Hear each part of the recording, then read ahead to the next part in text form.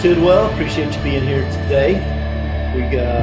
I got all the introductions out of the way early, so all your So I notoriety. don't know what you said about me. Well, that's good to know. So, Coach Tidwell's been a part of my life coaching career for nearly 20 years now. Met at he was at TCU, I was at Wiley High School. New head coach. Was fortunate enough to have this man come in my life early, and he's just been a mentor to me. Done anything he could do to pour into me as a coach and a person, and so based on our success in Everest, I think he's a perfect interview today. So, Coach Tidwell, appreciate you once again. I want to do this Tarantino style a little bit, kind of start here today, and we'll work our way back. Work our way back. Work our way back I've into the done that past. before. So, let's talk about your first season. You're the head coach at Dallas Christian College here in Dallas now, and I talked to you last year around this time, I think. You told me you were retiring, and I was retiring and I was going home. retiring, coming home, and then next thing I turn around and you tell me you're the head coach at Dallas Christian College, you're head fundraiser, you name it, you're doing it. So Well, I just want you to tell me a little bit about that. It's been an unbelievable experience, and it's to be real honest, I'm on a mission from God, and there's no question about it. Last year, or I came home about May 1st last year. I was the associate head coach at the University of Kansas for the Jayhawks women's basketball, working with a great staff and Brandon Snyder. Had some family health issues. I had just a beautiful daughter-in-law that came down with cancer in her liver and her colon, and also we had a grandson born about 8 weeks premature with my youngest son Marty and his lovely wife Chris, and it was a surprise. They were told 8 years ago they would never have children, and so with those issues coming up, being a parent or grandparent, you take care of your family first. So I came home a year ago last May, and that was the right thing to do, and I was just blessed to do it. And then 5 months later, I get a phone call from Denny Dixon. He's the baseball coach at Dallas Christian. He's been there 12 years. He's just a fantastic baseball coach. He's done great things there. And I got a call from him saying, "Hey, come out. Our coach has left. We want you to help us find a coach." Yeah. Oh, he was reeling me in. He knew what he was doing. But the day before I went out there, I got a call from my daughter-in-law, Kristen, and she was just emotional, and she was saying, "I just came back from the doctor. This is one with cancer." And she said, 5 months out, she said, "Coach," they call me Papa Coach. She said, "Papa Coach said, I'm cancer-free." And I'm like, oh my gosh. And you're just so thankful. Yeah, definitely. And that she's cancer-free. And then I get a call about an hour later from my other daughter-in-law, and Axel, that's my grandson after Guns N' Roses. All right. Oh yeah, he's got a good time. He's a good one. And so Axel had his 5th-month checkup. He was perfect. His lungs developed. He'd even had COVID. I mean, he was perfect. So I'm going, wow, and giving thanks to the good Lord. And so I go over the next day to Dallas Christian. They're going to help them find a coach. And the day I go over there, they get me over on the Thursday at 11 to 12. Well, that's when we have chapel. We have chapel once a week at Dallas Christian College. And the kids lead it, and it was unbelievable. And I'm sitting in the chair, I'm going, wow, maybe this is what I need to do. And then they had 4 players who were committed to playing. 4.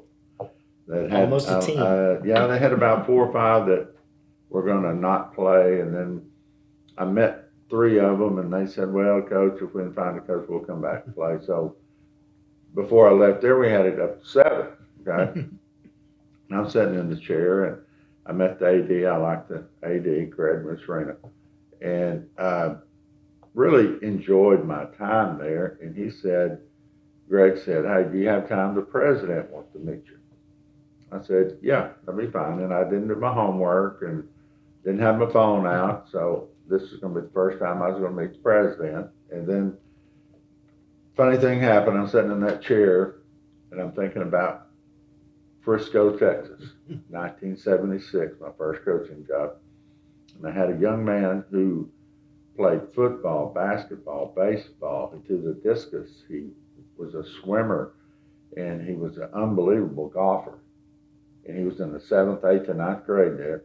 And he played all of that on one leg. Mm. He had his right leg cut off when he was in the 4th grade with bone cancer. And he was just an inspiration. He was like a son to me. And I go back and helped start the Frisco Parks and Recreation, 1976. He worked for me, ran concession stands, would mark the fields. He was like a son to me. Yeah. And he did all those things and never complained. He'd be out there playing football, and back then you played on the hard prosthetic leg, and a lot of times he'd come off the field and his leg had been knocked loose. And we just strap it back on and it goes back out, and what an inspiration. Yeah, definitely. But I was thinking, for some reason, I was thinking about him. And his name is Brian Smith. Okay. And so I go meet the president, and I'm telling myself, if the good Lord shows me a sign of why I need to be here, then I'll be here. And he always does. When I go meet the president, and I introduce myself to him, he introduces himself back, and I said, "What?" He went, "Yeah." He said, "My name's Brian Smith." Same name of the young man that I coached and lost at Frisco due to cancer. And the president of Dallas Christian College, Brian Smith. And I told him the story, and he started tearing up, and he said, "Well, it looks like you're coming here." And I said, "I guess I am." And so that day forward, I've been at Dallas Christian, and we're working hard every day, 24/7, 365. You're not going to get anything done unless you sweat for success. Success never rests. Success never rests. Right. You told me a little earlier when Brian was passing away, you went to visit him in the hospital. What did he tell you that? I'm sitting there holding his hand. He's got tubes in his mouth, and we know it's close. I mean, the cancer had gone all over his body, and he tells me, he says, "Coach," he says, "thank you for making a difference in my life." And from that day on, I've had so much energy shoot through me that I'll coach until I drop. I'll be on the sidelines when it's my time to go, unless it's an unforeseen accident. But I've just finished my 45th year of coaching. I feel like I'm 35. I feel great. And it's still fun. And it's the thing I love about being a coach is you make a difference. Yeah. You're a difference maker, and you got to be very careful as a coach. And I tell my kids this, I said, I cannot give you confidence. Confidence has to come from within. It has to come from your hard work.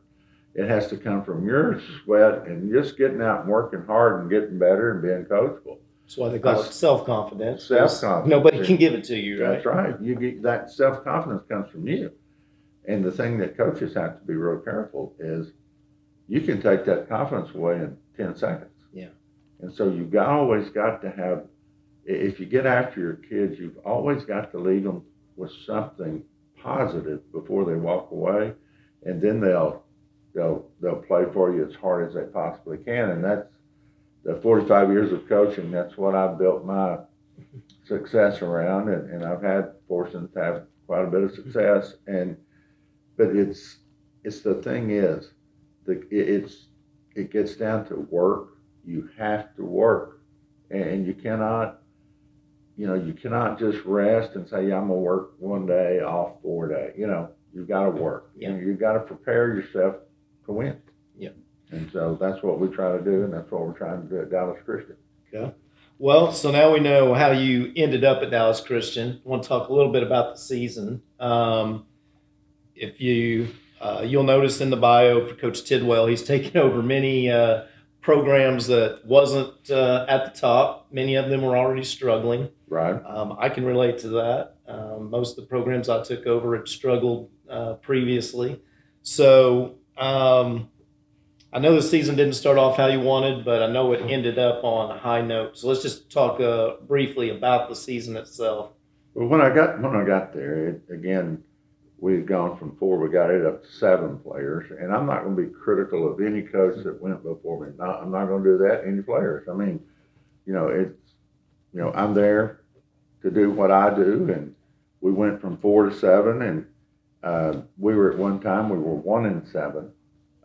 I was playing a starting lineup that had three girls that were 5'2" and two girls that were 5'7", and we had seven players. And I got at that time my girl that was playing at the highest level, she had an ACL, so I'm at six players. So we're at 1-7. So midterm rolls around, and I've got some kids. I got eligible. I didn't get eligible. They took care of their business and got eligible. And then I had about seven girls transfer in at midterm.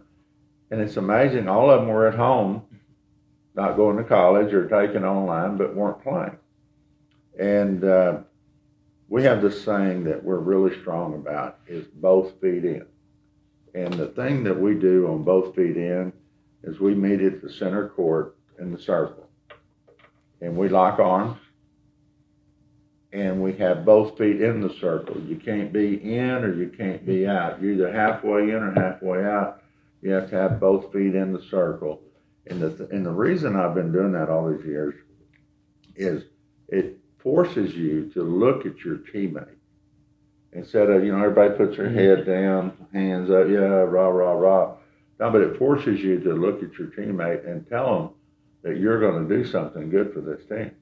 And I call it the both feet in theory. And a lot of that comes from Pat Knight when I worked with him at Lamar University. And of course, Coach Bobby Knight, influential on every coach that's ever put on a pair of sneakers. But we have that both feet in theory, and that's how we turned it. And we went 14-3 down the stretch. Okay. Nice. And what was pretty cool is we beat the number 2, the number 3, number 4, number 5, and number 6 ranked teams in what we call the National Christian College Athletic Association. Okay.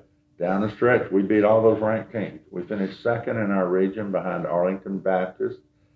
Clifton McDaniel's just done an unbelievable job at Arlington Baptist. They've won numerous national championships in the National Christian College Athletic Association, and we were in the American Christian College Association national tournament this year. We finished second in the region. We qualified. We went there. We ended up finishing fourth.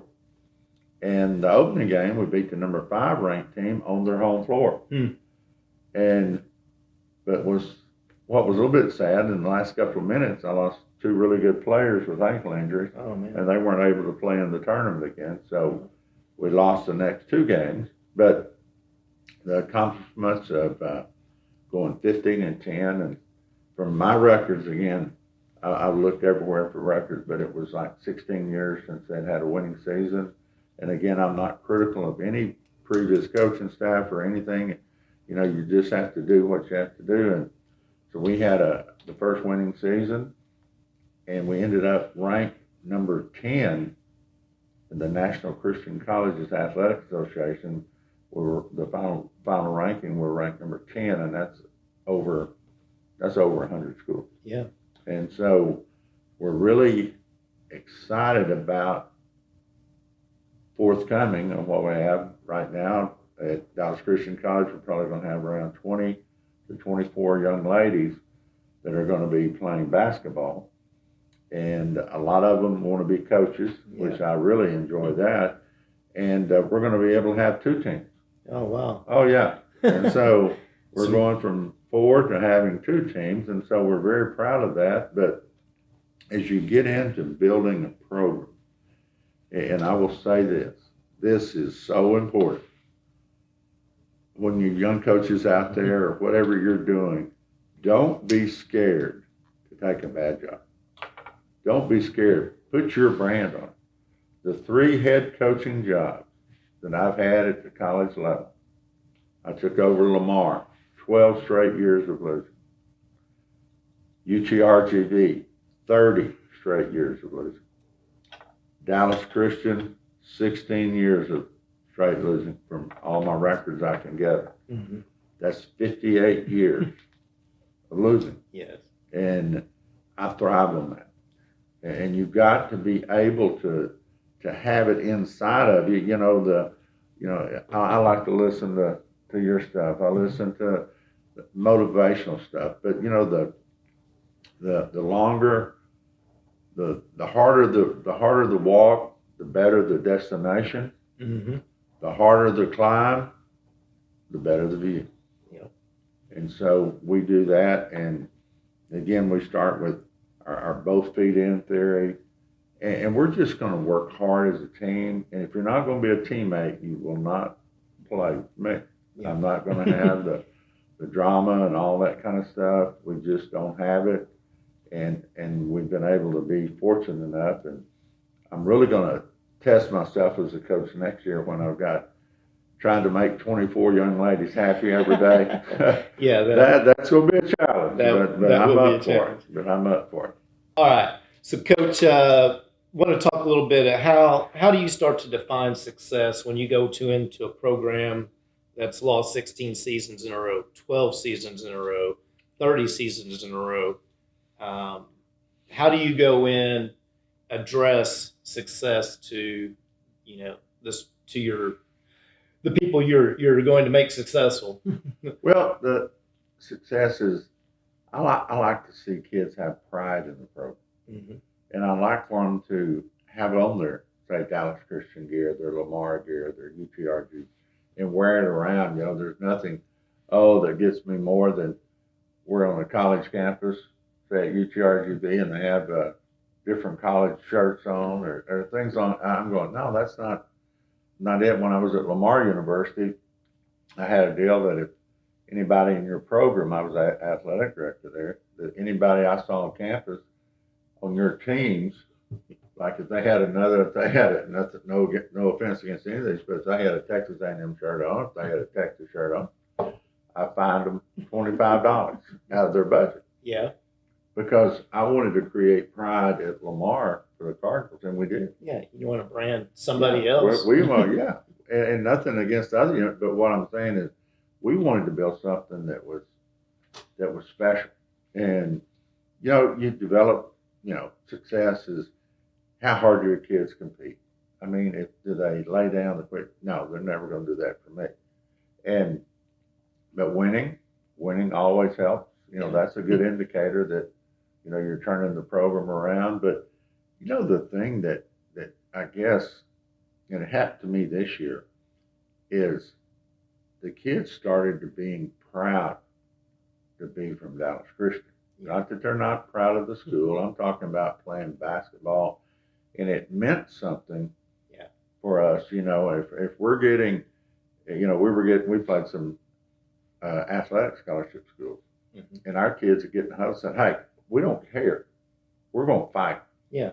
And then you start getting that self pride. You start getting that team pride, and as I build these programs, I go by these steps of how I built my programs. One, I talked about the both feet in. They mm-hmm. got to be ultimate teammates. And as you become successful with your program, one, you got to develop your players both mentally and physically. You got to put in the work on the fundamentals, mm-hmm. but you also got to put in the work of having individual meetings with them and showing them video and showing them where they need to get better. Video does not lie. Video does not lie. Video does not lie. And so we really put in the work on the fundamentals. As I build the program, you hire great assistant coaches.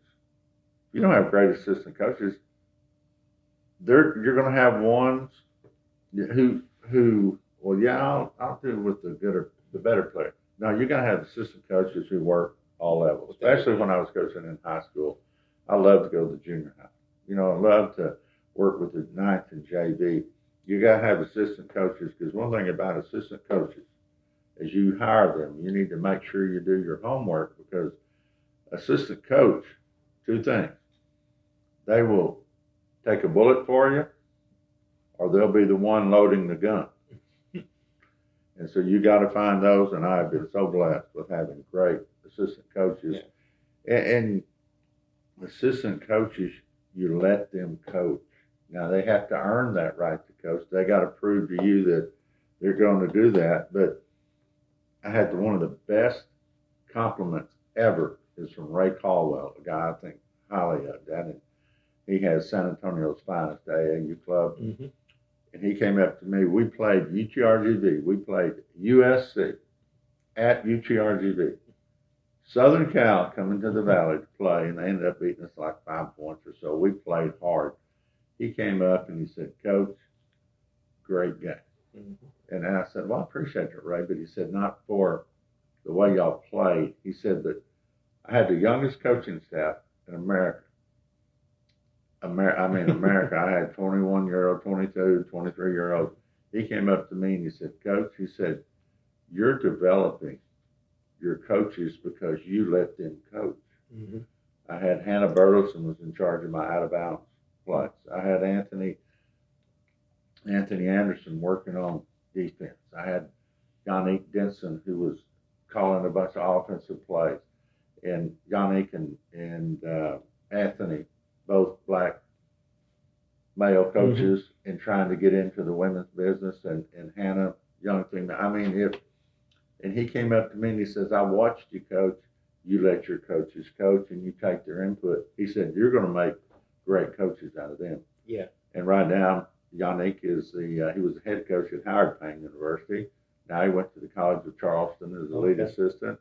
And then Anthony Anderson is the associate head coach out at UTEP right now. And then Hannah had a bright future in coaching, and now she's in administration in the Tryon College Station area. Right. And her husband works on the staff for Buzz Williams. Oh, okay. Buzz is a good friend, and he's a great motivator. But as you Final Fours with Buzz. As you do that, you got to have great assistant coaches. Yeah. And also, you got to have some fun. I have my own stereo system. I mean, of course, everything's edited. But all day long, our players are taught, hey, y'all got to be quiet in class. Do this, do this. Yeah. We do a lot of team bonding, and we do it through music. And I think music's important. I think music uplifts you. And I'm sitting here with my Michael Jackson gloves on. Yeah, that's what it is. Not. But I'm just a big fan of music during practices, upbeat, clean, and to the point, and it gets your system going. I think I know when I was at Wiley, I started playing music on Saturday mornings, almost the entire practice, and I think I got a lot of that from you. And by the time I ended up, I was playing it a lot, almost every morning. Well, see, the thing too is you do your drills. Say you do all your shooting drills, you're doing all these drills that require communication. I would turn it up even louder to where they had to really speak out and communicate, or then they started getting eye-to-eye contact, and you're reading each other on the floor, and it helps. Yeah. And we would do that. Another great bonding service, the turn program around community service. If you've got to teach these young ladies how to give back, young men how to give back, and we would adopt a little sister, a little brother every year. The teams as a head coach at UTRGV and Lamar. I couldn't do it at Dallas Christian because of COVID stuff. Mm-hmm. We averaged over 1,000 hours a year of community service. And we had special emphasis on Be the Match, Bone Marrow Registry. We had special emphasis on Special Olympics. And we would always adopt kids that had cancer, and they were our little sisters. We'd bring them in to lead the team in a prayer, and you're building a culture that these kids have never forgotten. And I still get that from them all the time. Take that with them the rest of their lives. The rest of their lives. Another thing about your players, support them outside their domain, especially in high school. I'd always go to one-act play. I'd go to the academics, when they had, chance to go to state, the debate team. You go out and the teachers see that, and then you have a bond with the teachers. Yeah. And teachers and coaches, to be successful in any program, you got to work together. Yes. And you got to support each other, and you just can't act like you're doing. I used to love to go to the FFA project shows, and I'd always buy a pig or a calf or something just to show them that I did care about. Yes. And if you do that, also, especially in coaching young women, you better have their birthday in your phone. Yeah. And you better let them know something that you appreciate them. And I even, at some points, when I was AD at Lamar, I had every birthday of every athlete in my phone. Wow. And how long does it take? 5 minutes a day to tell the football player guy, hey, happy birthday, appreciate what you're doing for the Cardinals, and you build something special there. Yes. And you do things along that line. And I always reveled in the fact of getting them a job, helping them find a job. I mean, something that's going to help their resume, things along that line. And then, as a head college coach, I'm 81 for 83 on graduation of kids who finished my program. And I can say to date, every one of them I've helped get their first job. And that is so important. It's good to have the degree, but you better have somebody that's going to network for Yes. you Yeah. and get that. And then, as you get that job for them and things along that line, as you're building this program, always as a coach, schedule properly. That is so many coaches will jump in and don't even think about it. I remember I went to Baylor the first year I was at Baylor. We had like 8 of the 9 first games are on the road. And then we come home and play number 5 Colorado. And we're looking at 0-9. And I'm going, well, that's not good for us. Yeah. So proper scheduling as your teams get better, play better. I mean, and I'd always say, always create your own tournament. Because if you have your own tournament, then they're going to know it's important. Yes. And yet then that's when you get your community involved, things along that line. And then create now with all the vibes and all the social media, you got to create good vibes. Yeah. I mean, you have to create good vibes. They got to be positive. They got to be clean. Mine are non-political. I'm talking about my players. I'm talking about praising people who are doing great things. You got to create a positive vibe around your program. And then, and like off that, you build your brand. There's no question. But another thing, especially in coaching, especially high school coaching, even college coaching, know your administration. Because I'm telling you, you're only as good as your administration wants you to be. Yeah. And that is a fact. I mean, you can, if you listen to anything what I'm saying right now, you're only as good as your administration wants you to be. Include your administration. They're not your enemy. Include them. Have team pictures. Something we do, Mike, that is really key for us is every year, I've done it now 45 years, they would write 3 thank you notes before the season started in their sport, thanking people who have helped them. You teach them how to appreciate, how to say thank you, things on that line. Another thing that I've done with my college team, at the end of the year, we'll pick out 10 coaches that we appreciate what they do for the game. Each kid will write those coaches, and my kids are just going, God, Coach, we're writing Gino, Ariana, we're writing, we're writing Sherry Coles. I mean, I love that. Yeah. Sherry Coles. I mean, we're writing Jody Conrad. I mean, we're writing people who have made a difference in the history of our game. Yes. Yeah. And it sort of gives an appreciation of what other people have gone through so we can have what we have. And writing simple thank you notes, do that. Yeah. And then, and as you build and you seek to, you're trying to get success, always be a mentor or seek mentors. Try to be one for younger kids. I'd always have my high school kids go to the junior high. I'd have my junior high go to the elementary and things along that line. But always work with mentors. I still have mentors. I mean, I have the greatest. I mean, I've had some unbelievable mentors. I was lucky enough to have a guy named John Payton. He worked at Lamar University for 43 years. He was the first black coach at Lamar, instructor. He was there 43 years. Billy Tubbs. I mean, I have had some unbelievable mentors in my life, and work hard at being a winner. And the thing is too, is you get involved, especially if you're in the high school level, TABC, TGCA, get involved, get on the board, help select all region teams, all state teams, help with the clinic. TABC and TGCA are phenomenal. Yeah. I mean, the clinics they have in the summer, and I'd also like to give a shout out to the South Padre Island Clinic. Renee Garza, I've been helping him do that. He's done it for 30. I've been helping him about 25. Yeah. Get involved and get your name out there and be a speaker. I mean, be somebody.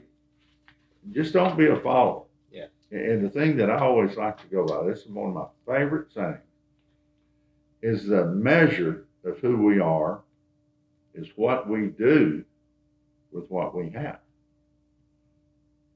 And this year, I felt so good. I mean, I had 3 girls that were 5'2" and 2 girls that were 5'7". So as a coach, you have to adapt. Yes. You have to make some adjustments. We averaged shooting about 35 threes a game.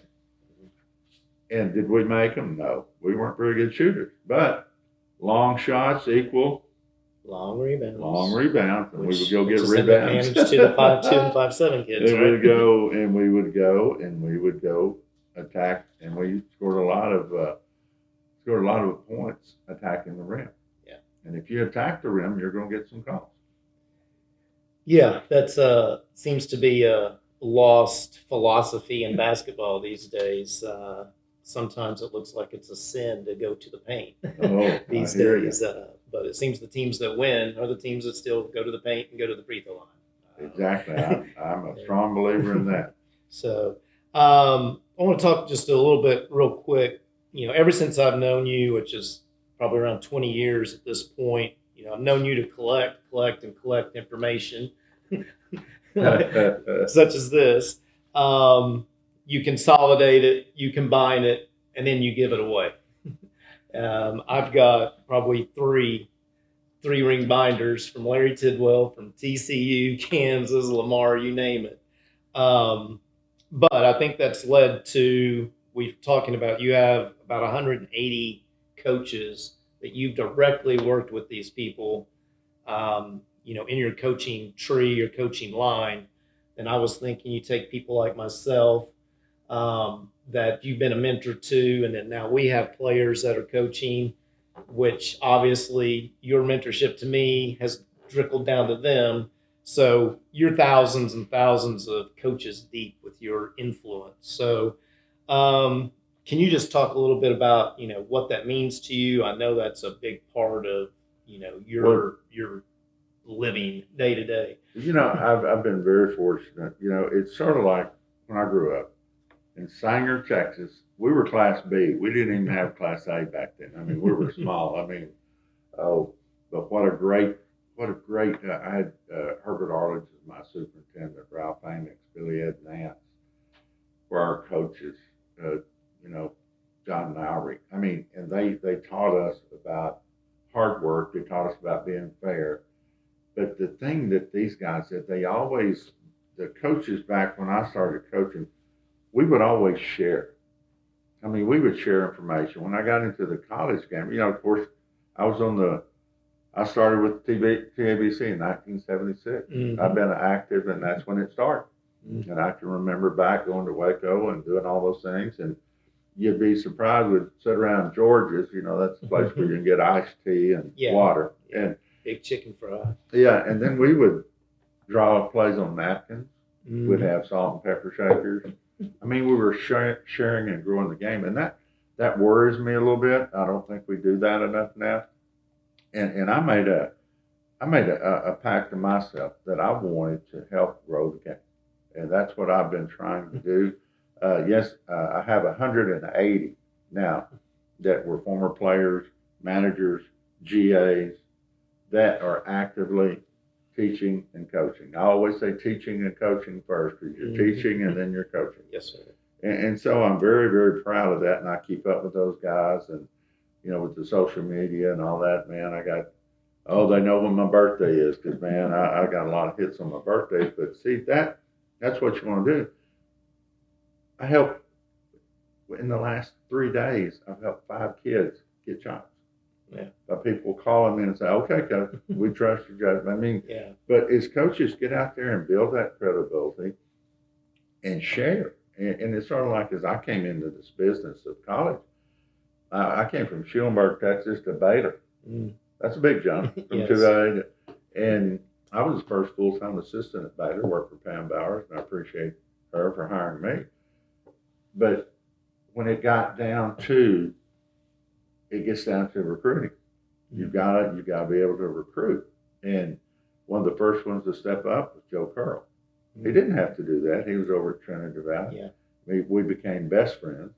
Then Lyndon Weiss. I mean, he was unbelievable, and he was a rival at Texas Tech. But he's helping grow the game. Roger Reddick, same thing. They're the ones who taught me a lot about recruiting. Gary Blair. I mean, it was unbelievable. Then share the game, you know, and we'd sit around and talk about players, and there's players I wouldn't do, but I might help a D2 or a JUCO or somebody and tell them we're trying to get those kids, get them an education, one, but two, get them involved in the game. And that's the thing that I would really would like to see people do more of is share the game. Now, you mentioned I used to have a scoutware system that I'd hit the computer, you know, when that stuff started coming out, you know, thank God for Jody Christian at TCU.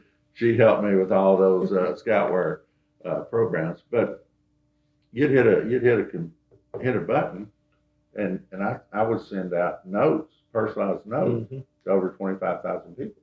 Yeah. And now I'm getting that going again, and my goal is to get to 50,000. And I'm gonna hit a note. We're gonna send it out about Dallas Christian, but we're also going to share plays. We're going to share ideas. We're going to share, you know, things that we do for team motivation. I mean, I worked for Jeff Mitty for 8 years. Oh my gosh, what a blessing working with that guy. Not only the basketball part, but he was always innovative. We wanted to create stuff like Tanya Bent was on that staff. I mean, we were trying to find ways to get TCU out there because at that time TCU was not a basketball power. Yeah. We went to 7 straight NCAA tournaments, and we did it through recruiting. Yeah. And as you do it, you're gonna recruit, and again, you're gonna proper schedule. You're gonna have great assistants, and you're just gonna 24/7, 365 grind. Yeah. But you've got to network, and with the way that we have social media now, there's no excuse for us not sharing the game with each other.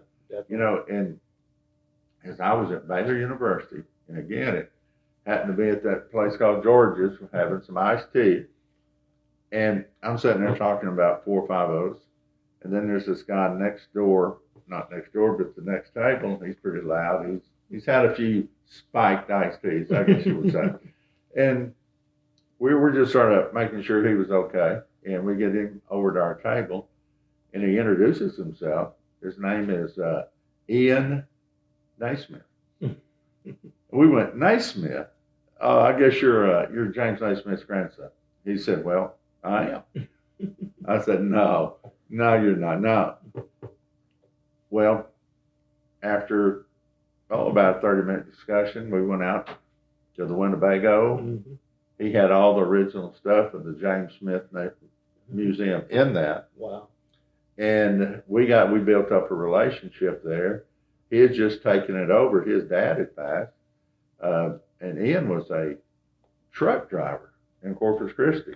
And he didn't know that much about basketball, but he knew he was a businessman. And so he helped build that organization. And that was probably around 98, first time I met him. And then I worked with him quite a few years. And it sort of culminated on 2008 when Kansas won the men's basketball championship. And I used to help him. I would go to the Final Fours and set up the museum. And we did a few things together. And he had spent the night at my house about 8 to 10 times. And he'd come in with a metal briefcase handcuffed to his wrist. He would open it up under 2 inches of glass, the original rules of basketball. Wow. Written in 1891 by James Naismith. And eventually they sold 2010. I think it was 3.8 million to the Wow. University of Kansas.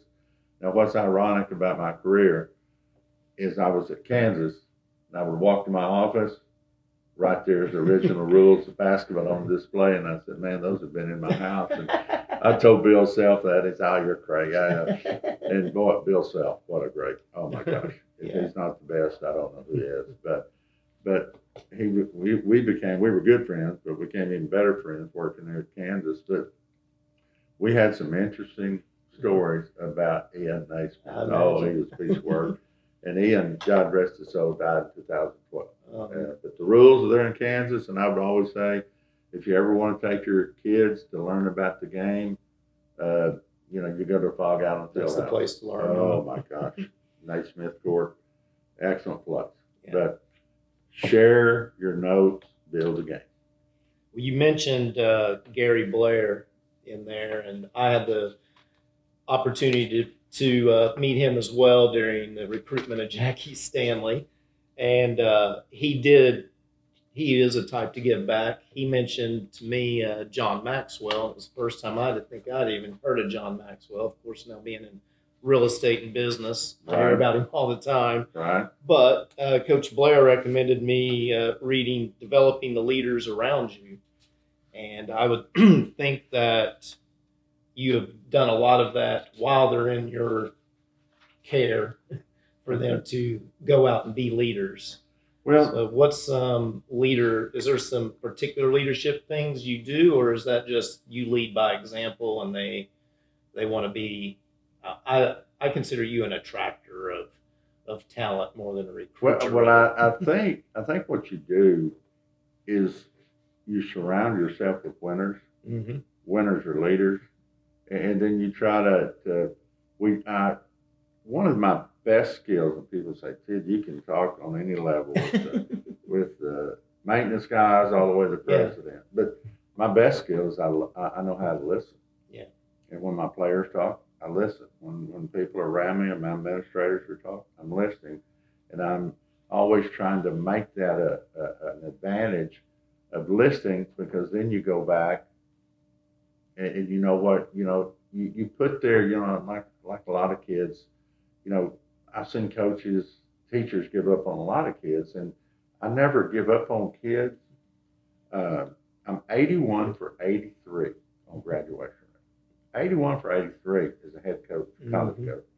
And I never had kids in trouble with the no pass, no play. Because we were always adherent to, we were going to be academically sound. Mm-hmm. But as you go back, you gotta walk in their shoes.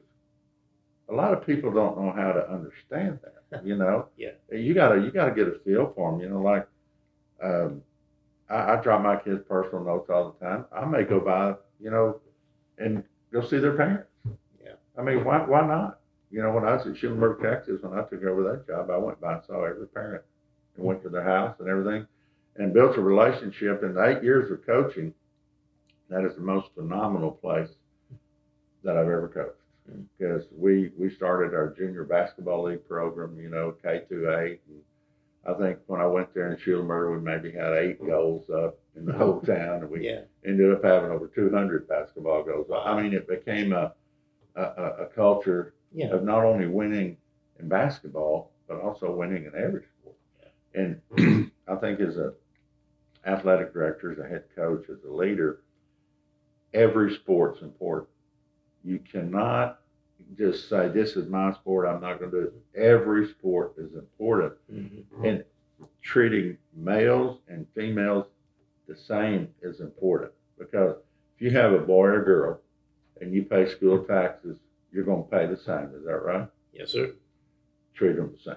Yeah. And that's why I've always, if I haven't done anything right, 45 years, and I learned a lot of this from Jody Conrad. See, that's my big time mentor. Yeah. Oh, I love that girl.